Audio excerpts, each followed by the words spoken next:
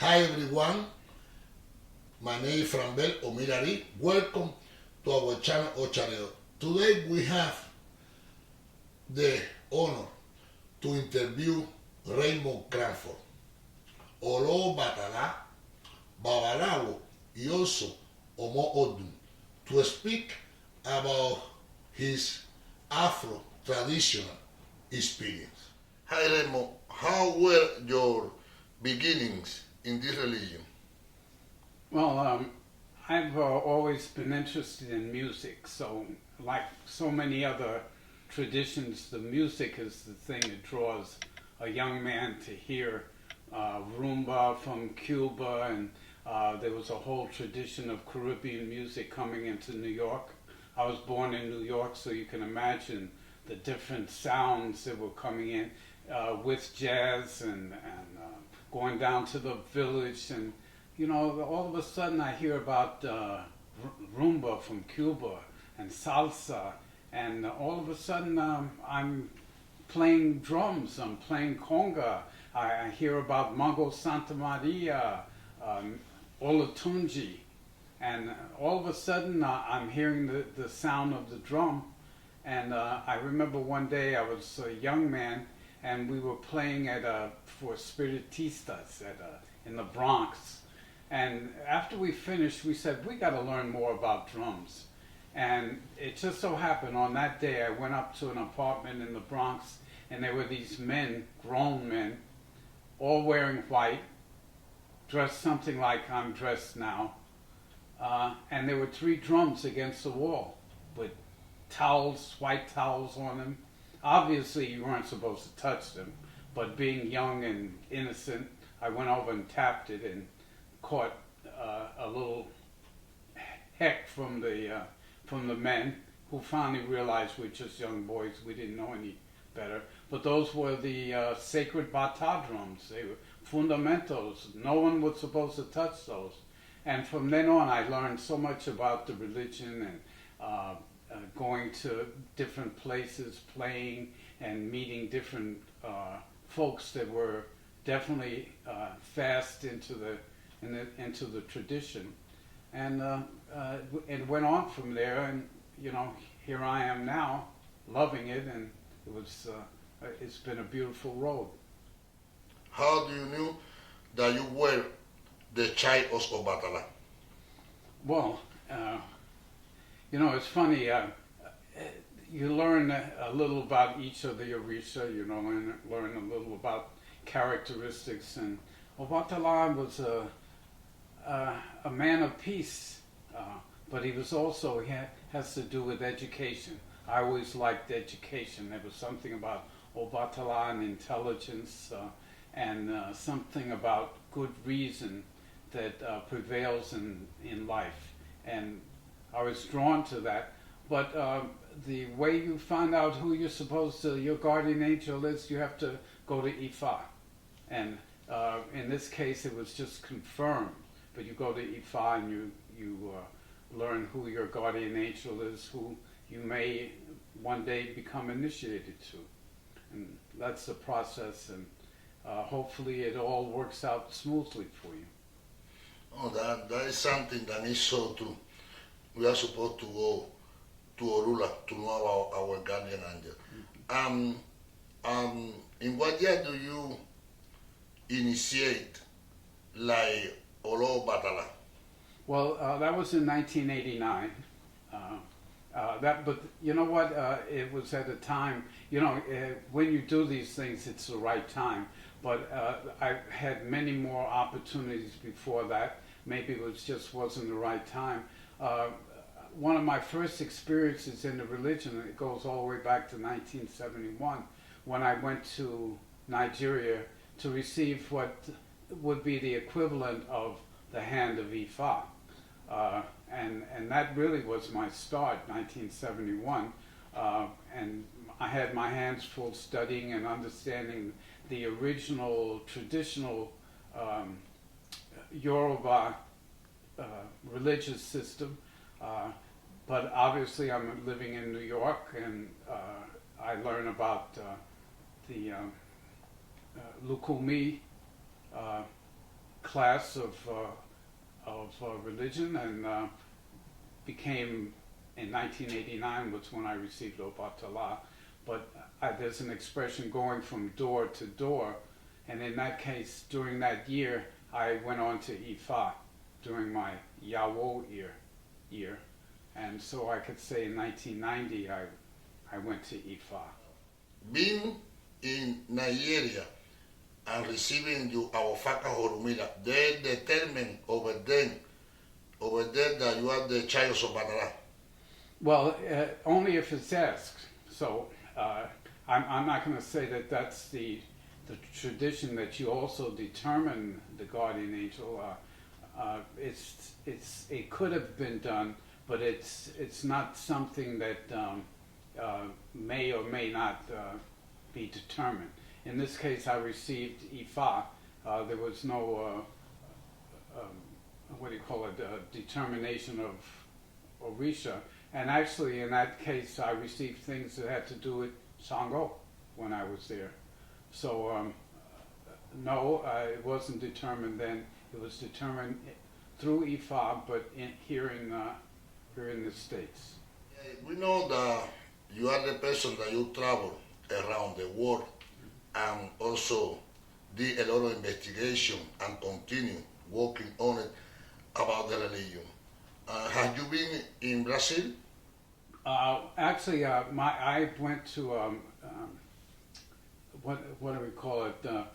First to Rio de Janeiro, which, believe it or not, has a strong Afro-religious tradition there. But the place to go, the capital of the religion in Brazil, is Bahia. Bahia de Todos os Santos, the Bay of All the Saints. Salvador is the other name for it. And there is when the real traditional old colonial religion remains. It's very impressive.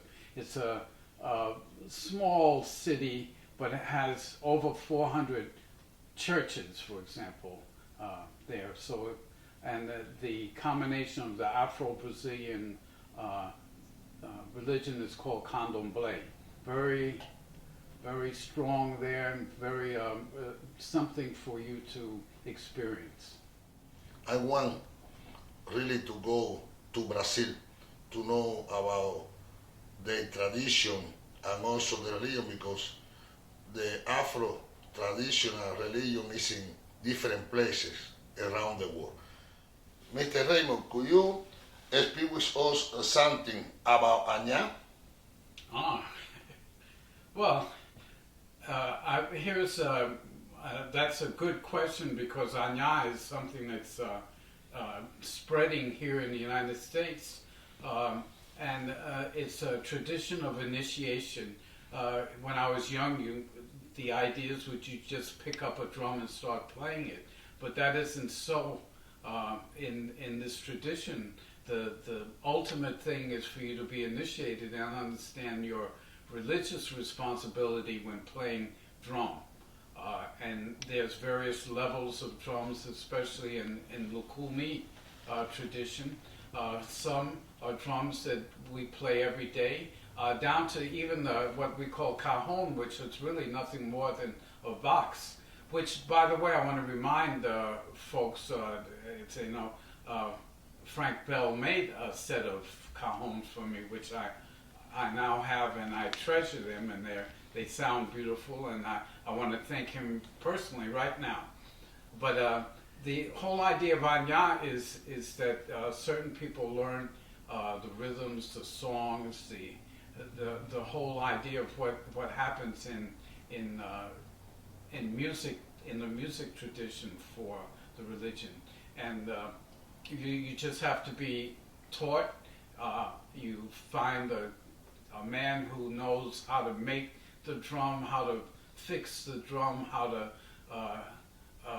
do homage to the drum, all those sort of things, and teach the whole idea of the drum. And Añá is a very strong relationship to this religion, and it's called Añá.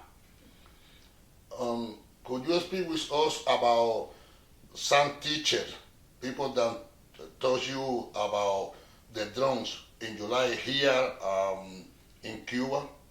Well, I have to say there's two people, and I want you to understand the amount of talent and creativity and knowledge of the drum in Cuba is immense. So for me to name just two people is really not fair, but Carlos Aldama is the first man who really introduced me to the drum and who taught me, because I visited Cuba a number of times to study with the basically summer schools. It was great, But Carlos Aldama, but the man who's my godfather is Andres Chacon, and both of those gentlemen are or have been master drummers, and from them I learned so much about even attitude, the approach to the drum. Very, very knowledgeable men, and I'm thankful for them. No, definitely. Carlos Andama and Andrés Chacón, they were great teachers. In the case of Andrés Chacón, that passed away because Carlos Andama now is around here. And both of them were a great teacher in the National School of Art and also in Havana and internationally. Everyone know them when we speak about the Bata tradition. Something else about Ifa. Now that you are also Babalawo and Omo Odun, that is a great honor to interview you because you pass different ceremonies, Anyam, Ocha, Ifa, Biomo Odun, Gafal. So how you could compare the tradition of Ifa when we talk about Cuba, Nigeria, or Brazil, please? Well, one of the responsibilities of this religion is really to know history and what really happened, and not to just set it that here they use Ifa and in another place not so much. We have to just really be knowledgeable of what actually happened. It turns out that in terms of Lukumi, Cuba, that tradition came out of Oyo, Nigeria, and it came almost complete. It's one of those great transference of religious knowledge. But one of the things in Oyo is that Ifa was not as strong as the whole religion of Ocha in Oyo, because it was dominated by the worship of Shango, the god of thunder. But that tradition came to Cuba without the major influence of Ifa. Ifa really comes out of Ile Ife, which really was not ravaged by the slave trade as much as Oyo was. So there comes a period of time in the early part of Cuba where the Babalawo wasn't used in many of the ceremonies. He wasn't even around in many of the ceremonies. I have to say, historically, the emancipation of Cuba was one of the beginning of when Ifa, when the Babalawos really started coming to Cuba and sort of regaining some of the influence that they had before at home. So that tradition has continued now, and there is a slow moving together where Ifa and Ocha work together, and that's a beautiful thing. It wasn't so in the beginning, but it is now. Brazil, the same thing. Ifa was not strong. The study of caracol was, but not so much Ifa. Nowadays, that's altogether different. But it's due to travel, communication, and just the simple fact of history. What happened during that time? Nowadays, there's integration of the two traditions, as it should be. Could you speak with us something about what represent the godmother of Santo, the mother of Santo in Brazil? Well, first of all, in the candomblé, which is, terreiros, they call them, which really are convents almost like, except the community is involved in the candomblé. But the head of most candomblé terreiros are by the Madre de Santo, the Madre de Santo. She's a woman, and very influential in terms of the community and in terms of the flow of the religion. Assisted by many other women, men are part of that that system, that society. They usually do the drumming. They usually do the maintenance work, actually. So they help keep the place in order. But the idea of a mother of giving birth, initiations and so forth, really usually comes from the Madre Santo. And they've achieved very high regard in Brazil and in the Brazilian system. That sort of system doesn't prevail in Cuba. It doesn't prevail here in America. But that's the interesting thing, that each place has its own, you might say, flavor. It has its differences, and it's really interesting, and it's enlightening and helpful if you're aware of these different systems and how they work, and more importantly, how it came to be like that. So each has full reason. It's backed by good religious tradition, but it has a difference in each of them, and that's very interesting, and I find it wonderful when you get the opportunity to visit and see these different places. I have to say I did. I've been to Nigeria, Haiti, Puerto Rico, Brazil, Dominican Republic. Each of these places has Afro-religion, obviously Cuba, even Jamaica, Trinidad shouters. All of these different traditions are part of the Afro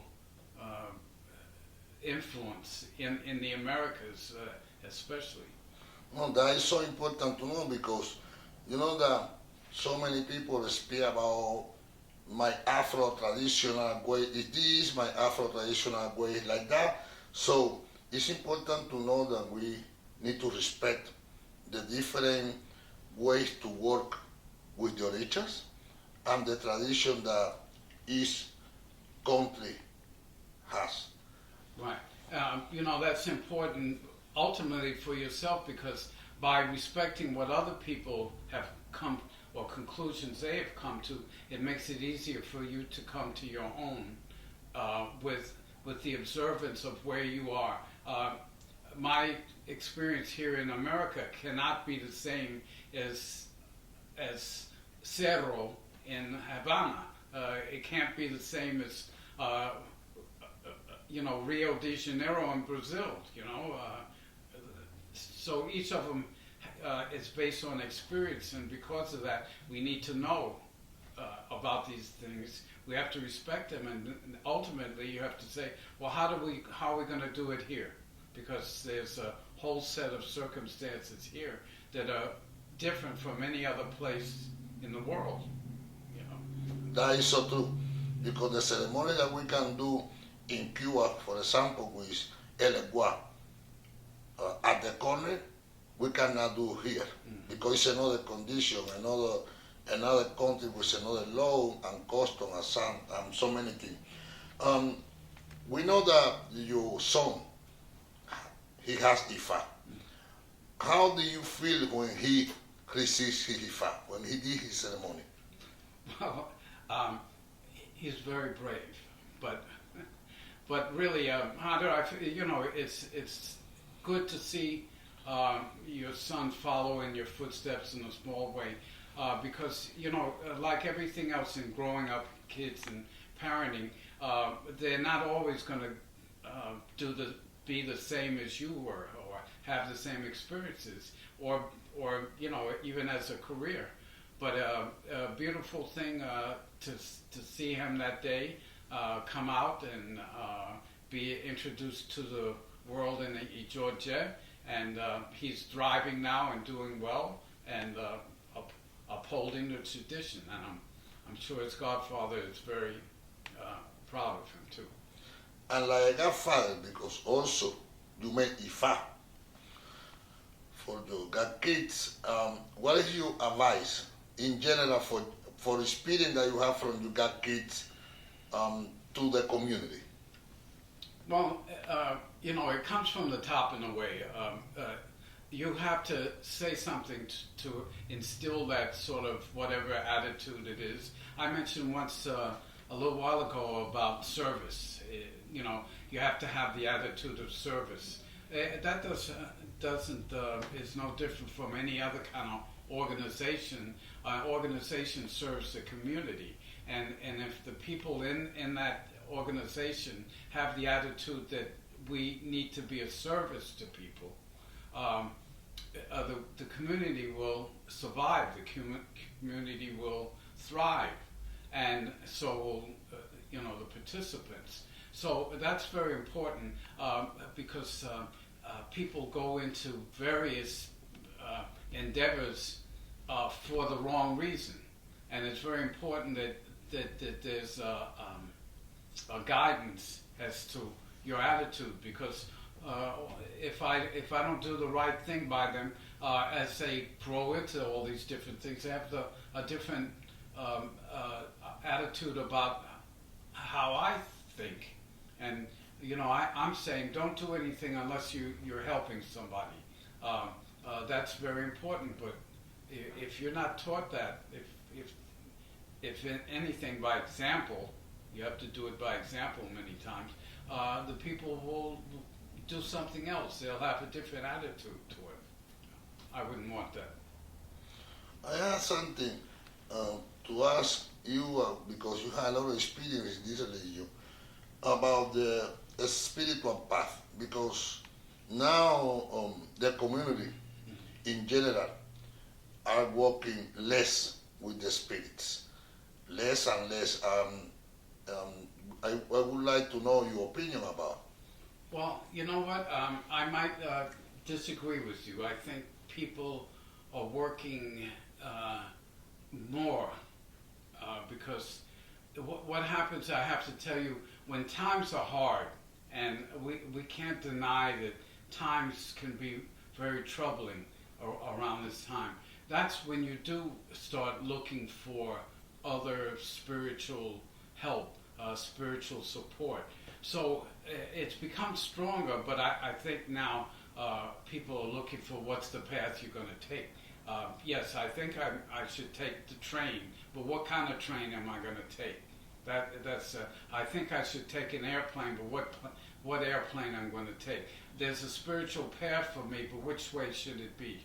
Should I be a Buddhist? Should I be a Muslim? Should I be born again Christian? All of these things. But there's a search now for a spiritual path.